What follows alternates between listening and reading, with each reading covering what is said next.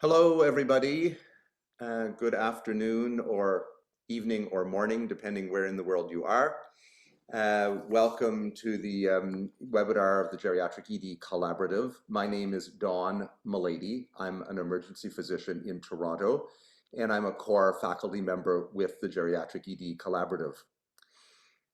Today, we're continuing in our series of webinars on strategies to create a more senior-friendly, age-friendly emergency department. More and more attention over the last few years has focused on the role emergency departments can play in identifying and addressing abuse of all kinds, gender-based, intimate partner, child abuse in particular. In this webinar, we would like to address the role that a geriatric emergency department can have regarding abuse and neglect of older people. When this topic comes up, our minds generally go immediately to incidents of abuse, whether it's physical, sexual, or financial. While we fully acknowledge, and we need to make this clear, that those are very important issues, our goal today is to shift a bit away the focus from that to another part of abuse and neglect, and that is neglect. And we want to talk about how emergency departments can be better at seeing neglect, better at thinking of it as an outcome of unmet social needs, and better at intervening in supporting older patients and their caregivers to lighten the burden of neglect. For today's webinar, we've assembled a stellar interdisciplinary panel consisting of a nurse, a physician, and a social worker, and an educator. All of them have a particular expertise and experience in addressing neglect, and particularly in the emergency department. I think their perspectives will allow us to expand our thinking about the topic and give you some specific practical examples of ways that you can make a difference. I'll introduce our panelists in a few minutes. Next slide. The Geriatric Emergency Department Collaborative is a network of community and academic emergency departments working together to define best practices in the care of older people in the emergency department. We support emergency department clinicians we educate clinicians about models of care. We support systems in implementing those models of care, and we research and evaluate the outcomes from them. If you share our mission, which you can see in front of you, please join us. Membership is currently free, and we are welcoming new members. We're putting the link for membership up there. Next slide, please. The Geriatric Emergency Department Collaborative is generously supported by both the John A. Hartford Foundation and West Health Institute. It's supported not only financially, but in all regards, which as given evidence by one of our panelists today, who is actually the president of John A. Hartford Foundation. Today's webinar is being recorded, and a link to the recording and the slides will be on the Geriatric ED Collaborative website within a day or two. As we're going along, if you have any specific questions for our panelists, please text it into the chat box and we will get to them. But just before I introduce the panelists, we'd like to know who you are as well. Could you please go to the chat box, select the drop-down menu, everyone, not host and panelists, but everyone, and let us know where you're calling in from and what your role in your emergency department or hospital, your professional role is, because we want to know who we're talking to. Our four panelists for today's webinar, you can see on the screen. Our first panelist is Ms. Alyssa Elman. She has a master's degree in social work work and is the supervising social worker in the Vulnerable Elder Protection Team at New York Presbyterian Hospital. And she spends a lot of her time in the emergency department. She is active in research projects pertaining to elder abuse and neglect. We are particularly pleased to have as our second panelist, Dr. Terry Fulmer, who has spent her clinical career as an emergency department nurse and is the president of one of our supporting organizations, the John A. Hartford Foundation. Terry is known for developing the NICHE program, which stands for Nurses Improving Care for Health System Elders, which many of us are involved with. Many of our hospitals are members of. She's also a leading voice for the Age-Friendly Health System initiative in partnership with the Institute for Healthcare Improvement. And she is a leading researcher on elder abuse and neglect, funded by both the National Institute of Aging and the National Institute of Nursing Research. Our third panelist is known to many of you. Dr. Tony Rosen is an emergency physician at New York Presbyterian Hospital. His research focuses on improving identification, intervention, and prevention of elder abuse, and he led the development of their multidisciplinary vulnerable elder protection team. And finally, we will hear from Dr. Kristen Haggerty. Kristen is a public health PhD and educator, project director for the Education Development Center, which is working, among other things, on the National Collaboratory to address elder mistreatment and developing a care model for addressing older person mistreatment in emergency departments. She'll be talking to us about that project. Next slide. As I said, we're interested in your ideas about elder neglect in a geriatric emergency department.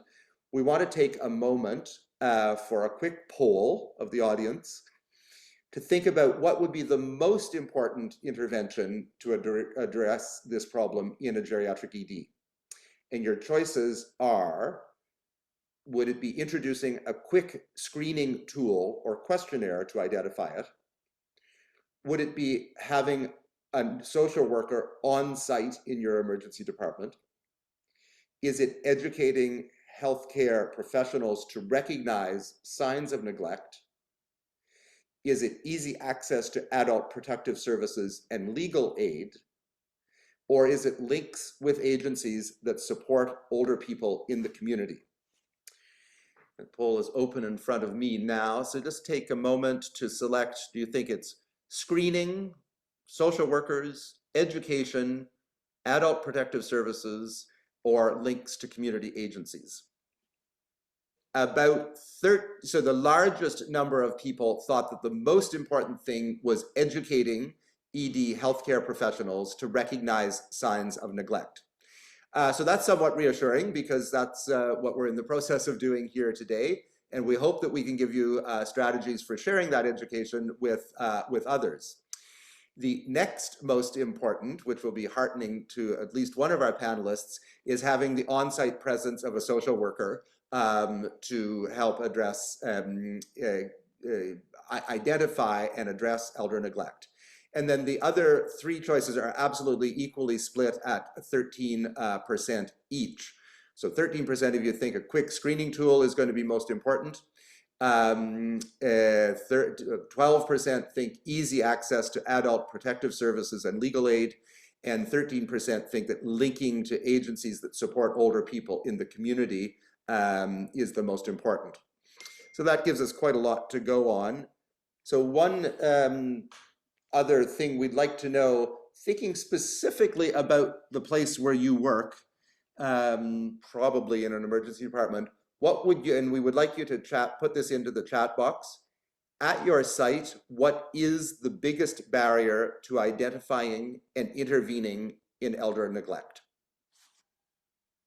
Okay, thanks. The answers are pouring in, and I think we can see there's a number of barriers, all slightly different and based on your own perception of what the main problem is.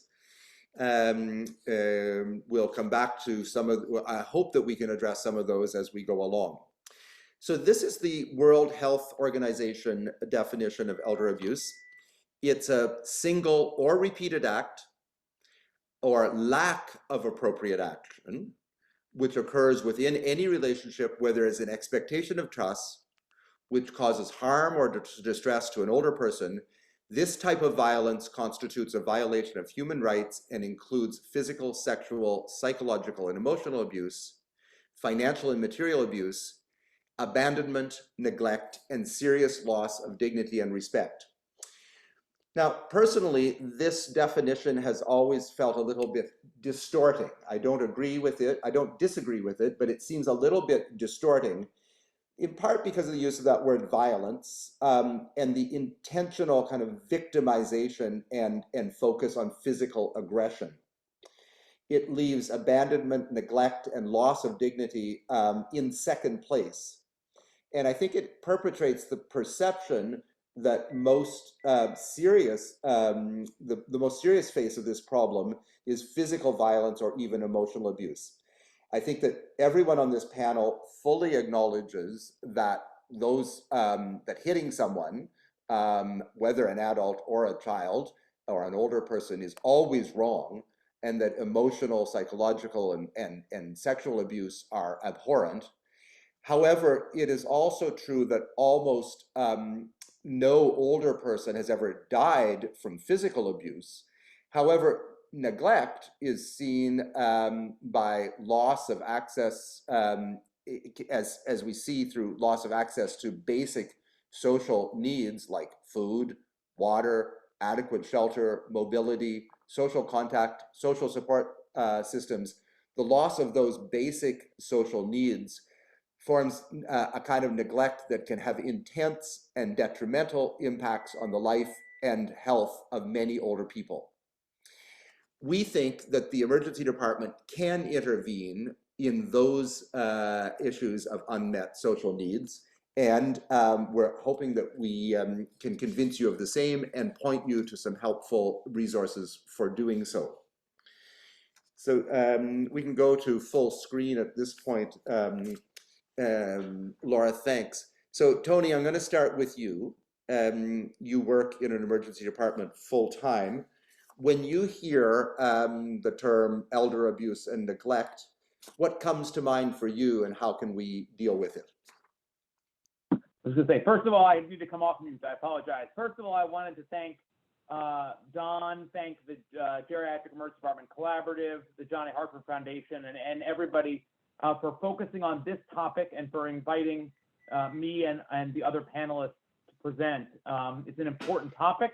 It's a very, very challenging topic, I think, as we've seen in the chat already. This is a challenging topic to manage. But in answer to your question, Don, I'd like to echo a lot of what you've said so far. I think we're excited to focus today on elder neglect.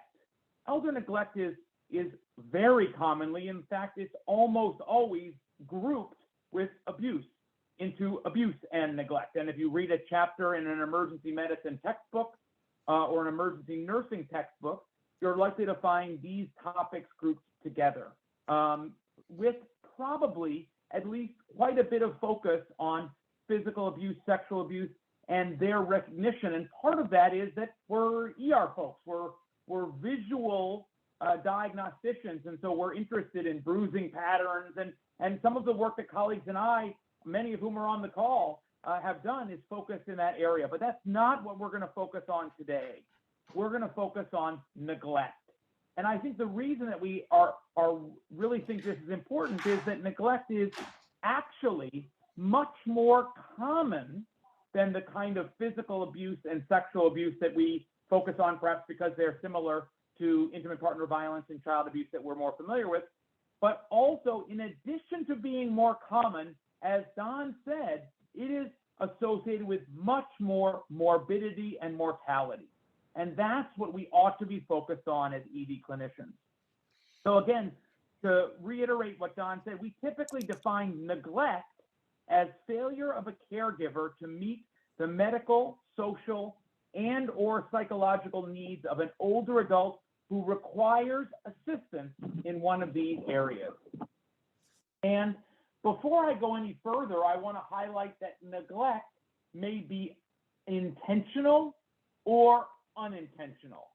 And in my experience, and I think in the experience of the other panelists and based on the research that we've all been a part of, unintentional neglect is much, much, much more common.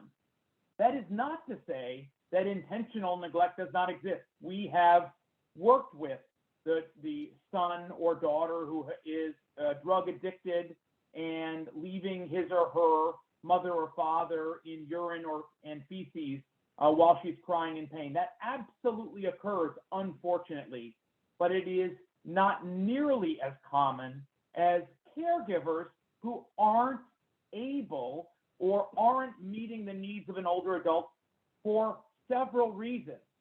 They're overwhelmed. They lack knowledge about how to provide care to an older adult. They aren't able to provide adequate care because of their other responsibilities, whether it be their job, other children or adults that they need to provide care to. They have their own physical limitations or cognitive impairment. We actually see older adults who are caring for each other, and often the carer themselves has difficulties either physically or cognitively caring for the older adult. And also, and we'll talk about this a bit more, they may be trying to honor the wishes of an older adult who has adamantly refused to go to the hospital or to be placed in a nursing home. And so I think this is an opportunity, before I talk a little bit more, where perhaps folks could text into the chat examples of kinds of neglect that they've seen in their practice. Because I can tell you that, unfortunately, if you look for this as an ER provider, you're likely to find it, and you're likely to find it pretty commonly. And I think I want to now segue to focusing and echoing again what Don focused on, which is unmet social needs. I think that if we think about neglect, it really is in many cases an extreme example of unmet social needs, which can dramatically impact an older adult's health. I know as ED providers, we want to focus on pneumonia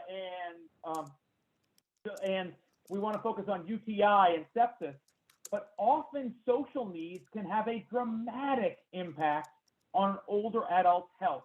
It can contribute to or be the main reason for their ED presentation. And also, another important reason that we all need to care about it is it may be the reason that they can't follow the discharge plan adequately and are likely to bounce back into our emergency department soon after we discharge them. Also, I hope that we as a group can convince you today that the ED is a critical opportunity to identify elder neglect and initiate intervention for these unmet social needs that Don introduced. Ultimately, sometimes this is the only time that an older adult presents outside of their home environment, making the ED an important, critical, and sometimes the only opportunity. And so, for all older adults, and perhaps, I shouldn't say perhaps, for all patients of any age, ED clinicians should at least consider the possibility that unmet social needs may have contributed to their ED presentation or may impact discharge planning. Just like we teach our colleagues that you have to at least think about dissection in chest pain. You don't have to do much, but you at least have to think about it. I would argue that we ought to be thinking, gee, are there some unmet social needs here that is going to make it hard when we send this patient home with pneumonia and an antibiotic for them to receive the care that they need and not bounce back into the emergency department with a worsening of their condition or with something else. Tony, I'm just going to break in there so that we do have a chance to hear from Alyssa also. But before I do, can you give us when you talked about people lacking knowledge about how to provide care, can you give an example of what that would be and what we could do about it? Sure, and I think that the example that I remember, and I thought a little bit about this, the example that I remember is one from my residency, and it's also an example of of the importance of a team working together. We were caring for an older adult brought in by her husband for abdominal pain. And we'd ordered a CAT scan and the regular abdominal pain workup with laboratory tests and urine. When the nurse came to me and said, you know, Tony, I just cleaned the patient and changed her and provided some personal care. And I noticed that she had a diaper on top of her diaper. This is not something that I necessarily would have recognized. And ultimately, when we heard this, we focused more on her husband and on the care that he was providing her, and learned that though he presented well, after a conversation, it was pretty clear that he had moderate or severe dementia himself, and that he was having a very difficult time caring for his wife. Something that he didn't want to admit, and frankly, I'm not sure he fully realized. And so from our perspective, this is a really, really important type of case that we're likely to see, and a really important message that we can identify this and we can do something about it. We need to work as a team. Good.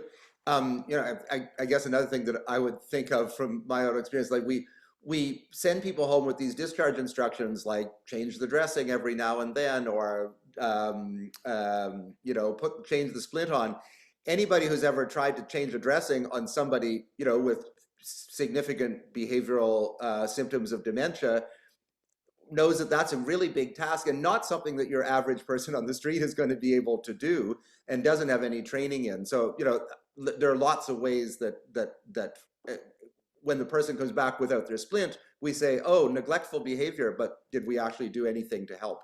So I'm just going to move on to Alyssa for the moment. Alyssa, when you, how do you think about neglect when you see it in the emergency department?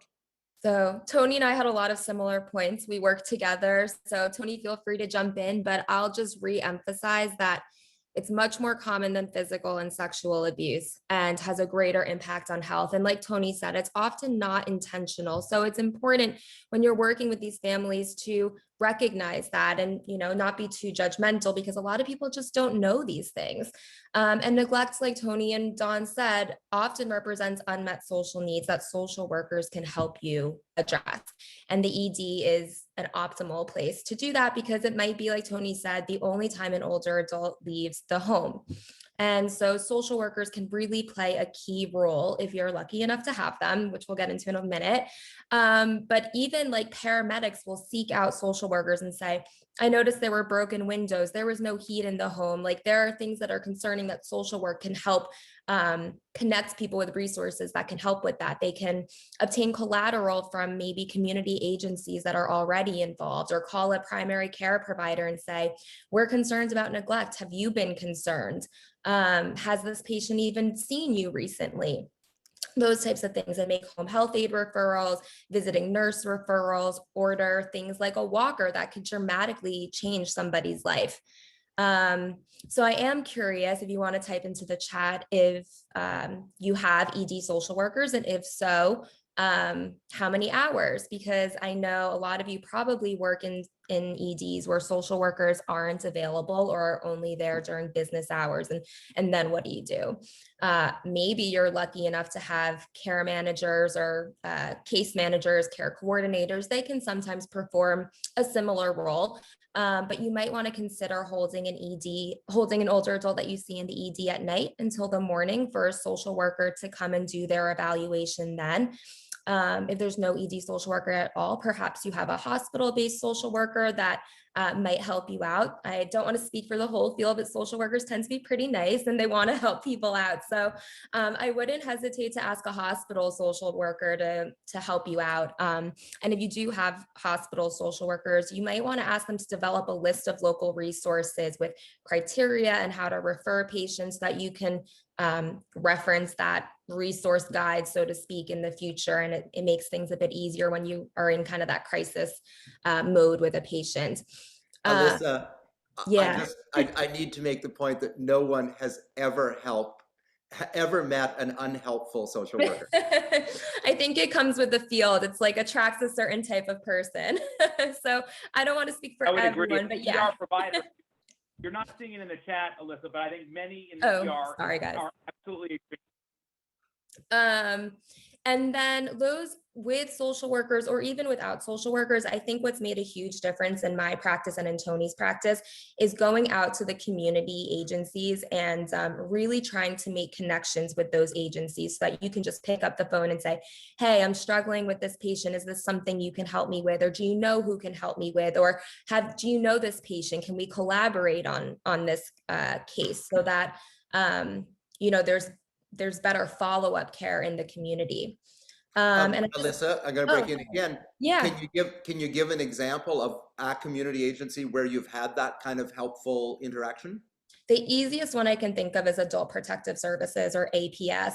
We're really, really fortunate to have a really close relationship with, like, you only need like one or two people there that you could just pick up the phone. Like, I have this one woman and she's amazing. I can call her anytime during the day and be like, I have this patient. Is this person known to APS? And, you know, if not, can I make a referral with you really quickly? These are the concerns we have. And that makes a world of difference. And you feel like, okay, I'm sending this person home and someone's going to do a home visit in a few days and see what's going on. Because aside from EMS, we don't see what's going on in the home. And that's so critical. And so I do have a few resources I thought I would share. One is APS. I think it's you can go to their national website and find your local office to make a referral. Another is findhelp.org. You just go to the website, type in your zip code, and it generates a list of local resources for you. And finally, elderabuseenemergency.org. I had to selfishly throw that in there. That's me and Tony. But it has a lot of great resources for neglect, but also all types of elder mistreatment that's catered towards ED providers. I don't know, thanks a lot, Alyssa. I don't know if anybody else has care plans established for heavy users, often older people with complex intersections of medical, social, psychological problems. Our social workers have been super helpful in developing these care plans that pull together all the resources that are available to that person and provide some guidance, which always, of course, needs to be tapered to the particular situation, but provides some guidance about where the clinicians can reach out to for assistance. I think exactly. I think that's really helpful. We developed one a few years ago. The hard thing with resource guides and plans is you have to update them a lot, but they're helpful. Yeah, but yes, that's absolutely true. Other people could post into the chat if you work in an emergency department that does have a process for establishing care plans, or what was the term you used, Alyssa? I called it a resource guide, but. Resource guide. Okay. Good. Okay. So thanks very much. And those are valuable resources that we've got in there. And now I'm going to turn to you, Terry. You've been working in emergency departments for your whole career, and then as an advocate for preventing elder abuse and neglect. What are some things that you think the ED can do to address this problem? Thanks, Don, and thanks for pulling together this amazing panel. And the interdisciplinary nature is just so essential. And thanks to the Geri ED Collaborative for their remarkable leadership. And I always give a shout out to Eula and Kevin, who are making it happen every day, along with all of you on this call. When I began my practice in nursing, it was very clear to me that there were clinical presentations for older people that we were accepting without thinking carefully. And so if an older person came in with a pressure ulcer, the prevailing thought of the day was, well, older people get pressure ulcers. It's the same with incontinence, confusion, multiple falls. Well, that's what happens when you get older. And we now know that the science is quite clear that's not true. At the same time, so that was like 1975. By 1978, I was practicing in Massachusetts at Boston's Beth Israel Hospital, and a mandatory reporting law was passed in the state, first for older people in the community and then for older people in nursing homes, mandating that we would screen and refer to APS for elder abuse and neglect. And I was asked by the then leadership of the hospital if I would respond thoughtfully and meaningfully on behalf of the hospital to the law. And I said yes. And we began our work, and I want to remember the wonderful Ken Meinecker, a physician with whom I worked, who has since died, but his incredible partnership along with Jane Mayer, Jane Matlock, two social workers I worked with, and I could name the team, and they're in the literature with me. But to say that we knew immediately that we needed interdisciplinary, and we also knew that the emergency room was a place where people would come in, they'd be most vulnerable, they'd be most likely to have an exchange with you where they could be very frank about what was going on in their lives and why they might have presentations. For those people who are cognitively impaired, those who had diagnoses of dementia, even in light of dementia, very often had the ability to communicate something thoughtful about what was going on. So we began our elder abuse team at the Beth Israel, and we're writing about it by the early 80s and talking about, again, the central nature of interdisciplinary and asking yourself to have a sensitive level of suspicion when you saw clinical presentations that were not consistent with what you would expect a presentation to be for anybody and older adults. I did chat in some articles that I welcome everybody to update today because they're old, but they're fundamental in thinking about what goes on. So you go to an emergency room, you have people who are very, very busy. I noticed that most people chatted in time as a function of limitation. I understand that completely. But I always found that if I were working with busy clinicians and said, just ask yourself one question. Is there any abuse or neglect that you might suspect in this moment for this patient? And they would be willing to do that, but they said, but I can't handle it. I can find out, but if I do, who am I going to hand it off to? And so that's why our elder abuse team at the Beth Israel was so important, because they could call us 24 hours a day. And we also, at that time, and Alyssa alluded to this, as did Tony, we had protective service admissions where people would be admitted to the hospital overnight for safety. Right now, I think we call it observation, but the theory is the same. So what are we talking about? We're talking about something that has taken too long to become an evidence-based practice. And who cares? We're in the moment now with the wonderful GEDC and all the work that's going on to say, screening for, I wrote a paper, the Rosalie Wolf lecture on elder abuse and neglect called Elder Abuse in an Age-Friendly Health System. And what we do is line up how elder mistreatment, which is really the broad category of the actions of abuse, neglect, exploitation, and abandonment. So that elder mistreatment can very readily get approached by using a 4M framework, an age-friendly 4M framework. What matters to the older person? Medications, mentation, and mobility. If those four things go wrong, I promise you, you will find some of the things that Alyssa and Tony are talking about today. And I'd like to stop there and listen to others as we continue this important conversation. Thanks a lot, Terry. Great points. I'm just going to actually ask you to turn your attention to something that's coming in on the chat, which I think is a very important one. And that is, concerns that this is easy to do in heavily resourced places, and that you people in the ivory tower with hot and cold running social workers 24 hours a day, no problem. But what about out in the real world? I'm so glad you asked that question. What do you think can be done in your average emergency department? Yep. So I'm so glad you asked that. I grew up in a town of 300 people, and the closest healthcare system is about an hour and 15 minutes away. And I'm on the board of Bassett Medical Center, which is upstate New York, 3,000 square miles of rural poverty. And so every location of care that has an ED, or every location of care, can have an elder abuse protocol. That protocol may mean that you have no social worker, you have no physician in the room. When I worked on Nantucket, there was no physician. You had to call them in off the beach, for heaven's sakes.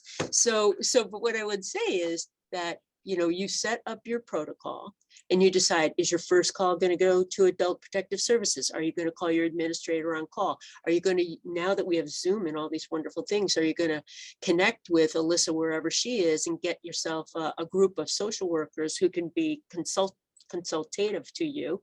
And so there are so many strategies. If you want to get to yes, as our wonderful Uri and Fisher wrote in their 1981 seminal book, you will get to yes by saying, okay, this is the goal. And given where we are, this is what we can do at this point in time. Because if your goal is to screen, you'll figure that out. Thanks. Yeah, so, I think a lot of the things that we are suggesting and the Geriatric ED Collaborative supports are things that are relevant not just in big city bright lights hospitals, but in rural Montana as well. And things like care plans. Yes, it does take somebody to take 30 minutes once a week to pull together information, but once you identify that this is a problem that you need to address, then there are solutions available. Just like it takes somebody in a rural hospital or under-resourced hospital, it takes somebody to put together your trauma protocols, so you're not just making it up every time somebody with serious trauma comes in. You have strategies for dealing with that. So I do think that some basic things, it's never going to be easy, it's never going to be perfect. We know anybody who works in an emergency department knows it's never going to be perfect. But it's often going to be good enough, or at least better than bad. So we're going to go to a couple cases that I'm going to ask our panelists. Laura, can you open that again? So here are some things that elder neglect can look like. So the person with limited mobility because of severe frailty. She's in the ED after a non-injurious fall. You find out that she's left alone 16 hours a day because her daughter works 2 jobs to pay the rent. Another person whose goals of care are to never go to the hospital or to be in an institution. He's now bedbound and is in the ED with infected pressure ulcers. The person whose care needs are rapidly increasing, she's now in the ED with confusion, probably just because her medications got all mixed up. The person who has no known family and has moderate dementia and lives in the shelter system because he's homeless. He's in the ED for the 5th time this month, this time because his medications have all been stolen. So I'm going to turn to our panel of experts. How do you think the ED can intervene in some of these situations? Who wants to go first? This is Tony. I know I'm happy to sort of, I think these are all challenging situations, and I think we've heard from not only the panelists, but also from the chat. These are challenging situations. I think one thing that I think is a simple ER thing that we can think about is holding the patient till morning. We all work overnight. It's part of our job. And it's generally not ideal to send older adults home in the middle of the night. I know we're under a great deal of pressure to move patients quickly. But ultimately, often in the morning, there is an opportunity to increase safety of discharge. You can, perhaps you have a social worker that is only available in the morning. Wait until that social worker can evaluate the patient, or that care manager can evaluate the patient. You might yourself or any member of the team might be able to make more phone calls to family, to a primary care physician, to other collateral resources in the community. You might be able to make a referral and actually talk to someone. And so I would encourage people, we're all night folks. I would encourage people with these kind of challenging cases to at least consider waiting until morning. Yeah, I think that's great. And, waiting for the social worker, what the social worker can do is, do an assessment of the unmet needs, see what resources are in the community, and referrals can be made, right then and there instead, whereas in the overnight, no agencies are open, you can't make any referrals. And that could be, if the insurance is okay, that could be a home health aide or a visiting nurse, that could be adult protective services, that could be, with the first one, maybe this family qualifies for a rental assistance program, or Meals on Wheels, whatever the case might be, they can kind of do an assessment or facilitate a little goals of care meeting, for somebody who really doesn't want to go to the hospital or be in an institution. That could be really helpful for the patient and the family to frame where they're at and how to move forward. The team can also provide some medical education. People don't, like you said earlier, know how to change a dressing, that type of stuff that can help ensure safety. So, for example, I like you used a term in preparation for this called psychoeducation. How would that apply, Alyssa, to how do you think of this term psychoeducation, and how does it apply to these cases? What would a social worker do? I think the person whose care needs are rapidly increasing, if there's family involved and there's medication management that needs to be done, the family might just not know. And if it's happening very rapidly, I think it's a lot of times, in my experience, hard for family members to process that, a year ago, mom was independent and now mom doesn't remember to take her medication and mom's wandering, and why is this happening? And so educating people on the aging process and how to care for somebody, it's not something that a lot of people know a lot about. Terry, anything to add? I'd love to comment on case 2, but before I do, I'd love to invite Kristen Lees Haggerty in to talk about the first case. And just full disclosure, Kristen was my doctoral student at Northeastern. She studied elder abuse and neglect with me. We went out and did home visits and also worked with APS. Kristen, what do you think? So I think that case 1 speaks to this and what is happening in the chat, where we're having a conversation about what about the EDs that don't have access to resources. And I'm really glad to see that topic brought up. And you're going to see in a couple of minutes, I'm going to talk to the tools that we designed to address this, but it's a really important point. And our experience in implementing a toolkit that I'll tell you about in a minute is that there are quite a few hospitals that don't have connections to the resources in the community. My experience is that it's not always that those resources don't exist, but that it is often that hospitals are not connected to the resources that they could be. And so I think in this case, for example, this is a woman who is left alone for 16 hours a day because her daughter works 2 jobs to pay the rent. And that's a person that could very likely benefit from some resource in the community that they would qualify for without having to pay out of pocket. But does the hospital emergency department know about those resources? Are they connected with an adult protective services agencies that can help them understand those resources?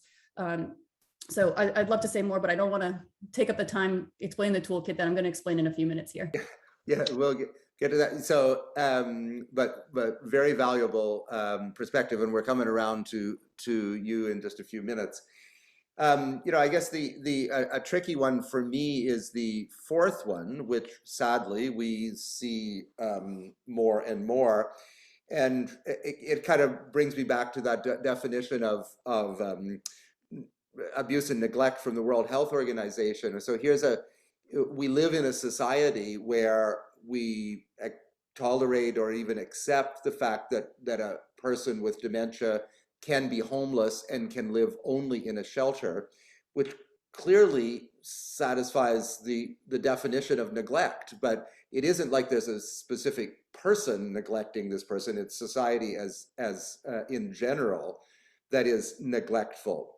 I mean, I'm pleased to see in the chat that some places have, as we do in Toronto, shelters that are specific to older adults. But I think it's a good example of how we should refrain from being too judgmental or accusatory about families not providing sufficient care to older people when we collectively as a society rarely or sometimes can't ourselves. Don, Tony, can I comment on the second case? Do you mind? Yes, go ahead, Okay, Terry. so anybody on this call has seen this case. And so if that person's goal was to never go to the hospital, the first question is, why are they in the hospital? What went wrong? If the person's preferences weren't honored? Well, what we know is that any of us panic when we're caring for somebody at home and we're afraid we're going to hurt them. even though we're not going to be in alignment with their goals and preferences. So here, one of the, I do a lot of nursing, let me tell you, and sometimes it's in an institution, but usually it's on the phone with any number of people. And here, when you could say to them, let's get a palliative care consult, let's get palliative at home, let's get, who knows what this person's condition is, but maybe hospice at home. And what could we do to not treat somebody in the ED? This to me is a real example of how we're not, you know, if Mary Tonetti were here with her wonderful work on patient care preferences, we would be asking ourselves, how did the person get here and what could we have done differently? And be able to provide the clinical care not in an ED. So I wanted to really underscore that. Mm-hmm. Good, thanks. So, you know, the comments in the chat, which all of us can see, highlight that this is not easy, and you know, it's an interesting there's an interesting disparity between regions and states, and I can say the same thing in Ontario, in Canada, among provinces, and probably around the world within any given nation, that some people have more resources and some have fewer, and we're not pretending that that's not the case. This is also about thinking about what we can do with the resources that we have. Speaking of which, I'm going to turn this over now to Kristen to introduce us to the toolkit that, that her group has come up with. Thank you so much, Don. So hi again, everybody. As you know, I'm Kristen Lees Haggerty. I am a researcher and the project director for the National Collaboratory to Address Elder Mistreatment.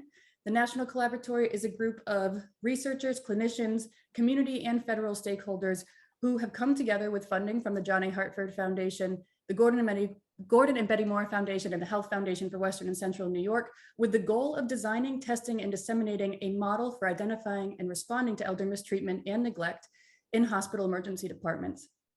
Really importantly, our charge with this work was to develop a model that could be implemented in all types of EDs, not just those EDs in academic health centers or those with existing expertise in elder mistreatment, but small community, large urban, all hospital emergency departments. So I'm going to tell you a little bit about the care model, which is known as the Elder Mistreatment Emergency Department Toolkit. The model includes 4 core elements. It is a streamlined set of tools that is aimed to help you all as ED providers identify and respond to all types of elder mistreatment, including neglect. I'm going to go quickly through the core elements and then focus on the last one for the purposes of this talk. The very first core element is an online survey that assesses staff perceptions of elder mistreatment practice, available resources, and needed changes. So this speaks to a little bit of what I saw in the chat around how do we know what social work knows and how does social work know what we need as physicians. So this staff survey starts to understand what is available and what is needed at the organization. The second core element are brief online staff training modules. These modules are very short and tailored to each staff's specific role in implementing the third core element, which is the elder mistreatment screening and response tool. Importantly, because I noticed some other comments in the chat, we do include in the training how to recognize signs of neglect, which I saw that you indicated as pretty important. And for example, that might include things like what's happening in the medical history and what is an ED provider hearing from EMS or emergency medical services about the home situation. The third core element is an algorithmic screening tool that begins with a very brief 3-question pre-screen and a guide on some observational red flags to look for. And that helps determine whether there's a need for more in-depth screening and response protocol. The response protocol does walk the clinician through how to report to Adult Protective Services, what to document, whether there's additional referrals that they can make. And then the third core element is the Community Connections Roadmap. This is a roadmap that helps hospitals leverage existing community resources to support patient-directed discharge planning and follow-up for older adults who may be experiencing elder mistreatment and those at risk, but potentially not yet experiencing elder mistreatment. We recently completed a feasibility study of this model in 5 diverse hospital emergency departments across the country, across the US. The study was largely successful, indicating that the tools were both useful and acceptable, and they were flexible, so hospitals could adapt the tools for the needs of their local environment. In my opinion, the most compelling finding was that despite the challenges introduced by the COVID-19 pandemic, staff at all 5 of our test sites felt the model was important enough and useful enough and easy enough to use that they continued to implement throughout the COVID-19 pandemic. And screening rates at all 5 of the hospitals increased over time. In fact, over the 9-month implementation period, we screened over 15,000 older adults for elder mistreatment, including neglect. We are currently revising the core elements based on the feedback we received from this study, and we'll post the final toolkit to the GEDC website, hopefully early next year, which is very soon. So next slide, please. Because of the topic of this specific webinar, I did want to spend a couple of minutes describing the Community Connections Roadmap in particular. We heard today that one of the most common types of elder mistreatment seen in the emergency department is neglect, and one of the most important strategies for addressing it is connecting caregivers and patients with community-based resources. Those resources can help provide supports that they need to stay safe when they leave the emergency department, but we know that not all hospital emergency departments will have access to a social worker or case management team that has expertise in identifying and connecting with community resources. And even those with social work and case management staff may not have expertise specific to the aging population. So what is the Community Connections Roadmap? Well, it's designed to help staff from various backgrounds. So it could be social worker case management, it could be a nurse champion for this work, it could be a physician, or even an administrator. But what this person does is work with the Community Connection Roadmap to identify and connect with community-based resources that are needed to support older adults at risk for elder mistreatment and neglect. Users of the Community Connections Roadmap are instructed to engage in a very light lift needs assessment process where they identify where they are along the continuum shown here. So some hospitals, for example, will need to begin with a single focus on connecting with APS so that staff are able to fulfill their legal and ethical obligations related to reporting elder mistreatment, and in some cases, many cases, neglect. The next level is to add to that relationship, the relationship with Adult Protective Services, by making connections with specific resources that are most needed for that hospital's patient population. This could be things like connecting with primary care providers, housing resources, transportation or respite programs. And then finally, in the place that we hope that all EDs will eventually be able to reach is to develop or join a collaborative team. It may be the case that there is an existing team in the community that focuses on issues of aging that can be repurposed to include the topic of elder mistreatment. For example, in one of our test sites, there was a team related to falls for aging, and they were able to repurpose that team to also talk about elder mistreatment. So in summary, we've aimed to provide tools that are streamlined and user-friendly enough that emergency departments with varying levels of existing resources and varying levels of elder mistreatment expertise can pick them up and use them, and that they don't just end with identifying concern for elder mistreatment, but really carry through to offer support once the older adult leaves the emergency department. Next slide. Good. I'm going to, the audience can read that slide and your contact information. How will our audience find out about this resource once it becomes available? Well, we are setting up, we will be providing the resources on the GEDC website. So I imagine everybody's familiar with that one as they made it here. And you can contact me directly. One thing I did want to mention was while the tools are being revised based on the feasibility study, we do have many resources available now. So if you are interested in these tools, please do email me. I would love to chat with you about what's happening at your emergency department and make sure that you're among the first to know once these are fully launched. Good. While we're going, just finishing up the last few points, Kristen, could you text in the sites that you worked on? And next slide, Laura. I'm just going to ask our 3 panelists to summarize their main messages about elder neglect. Tony? Sure.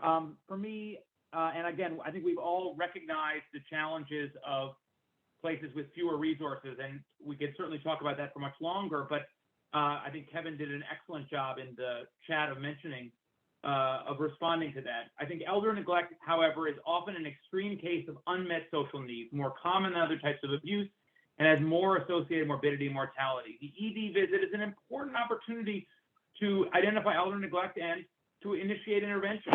And I think that we should think about what kind of resources we have and think about what kind of resources are possible.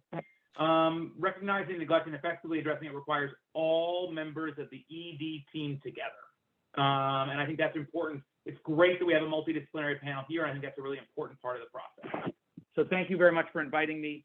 And thanks to Don and to everyone at the GEDC. It's been a really great experience. Speaking of the interdisciplinary team, Alyssa? So yeah, I think my main messages are that social workers can really play a critical role in us helping you assess for elder abuse and also to meet the unmet needs and offering resources and having knowledge about what's in your local community. You might want to consider holding older adults in the ED until morning for a social work evaluation if that pertains to your site. And for EDs without access to social work, you might want to consider developing a local resource guide to help build connections in the community, and findhelp.org is a great place to start. On that second point, I mean, it does partially address this issue of low resources. It doesn't really cost anything to hold a patient another 5 hours in order to get access to a social worker in the morning, and the impact can be quite great. Terry, take us home. Thank you. I'm just so grateful that we have such a robust audience today.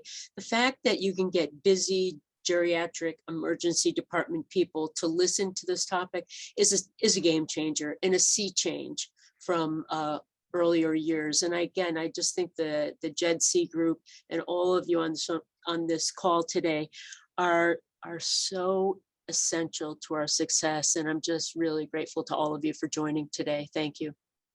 Good. As usual, we're almost at time, so Eula, any comments about who was on the call today? So we had a very robust showing from all around the world again, anywhere from the UK all the way to Australia. So kudos to those that stayed up late or those that woke up very early to see this presentation, and a very large representation from the United States, many from the VA and all across the country, California, the Northeast, the South, and a lot of different backgrounds. So as we emphasized before, the importance of transdisciplinary social work, case managers, but here on this call, we had paramedics, we had paralegals, we had advocates from various organizations on this call. So this topic of elder abuse and mistreatment and neglect is one that really touches on all of us. And I think the chat was very robust. And I think the critical nature of, I want to emphasize the point of, we all feel that we have limited resources, but what I'm also hearing coming from our speakers is the importance of, you have to explore, because you have to make do, many of us, you have to make do with what you've got. And it turns out if you explore, you may have more resources than you realize. So making those connections and then building on those. And I really like the example of, getting to know their names, because I think you might actually get some really strong connections that way. And while we are busy in the ED, it always starts with one champion and an individual, and you can make a difference. Thanks, Eula. Next slide, Laura. I won't go over this in detail. On the GEDC website, we have a number of resources and further educational resources. Next slide. Terry and Kristen were actively involved with this publication from the American Society on Aging. The website is there. It's and that's a small book in the form of a magazine about the topic of elder abuse and particularly neglect. Next slide. Please join us again in a few weeks. We'll be talking about how to create a geriatric ED and how to accredit it if you're on that journey. And I'll just flag that book, Creating a Geriatric Emergency Department, co-authored by me and John Schumacher, is just about to appear and gives you guidance about how to create a geriatric emergency department. Next slide. Thanks from us at the GEDC. Next slide. And thanks to our supporters, ably represented in this occasion by the president of John A. Hartford Foundation, and also to our friends at West Health. Thank you for being with us today, and we'll see you again in 5 weeks. Bye, everybody. Bye-bye.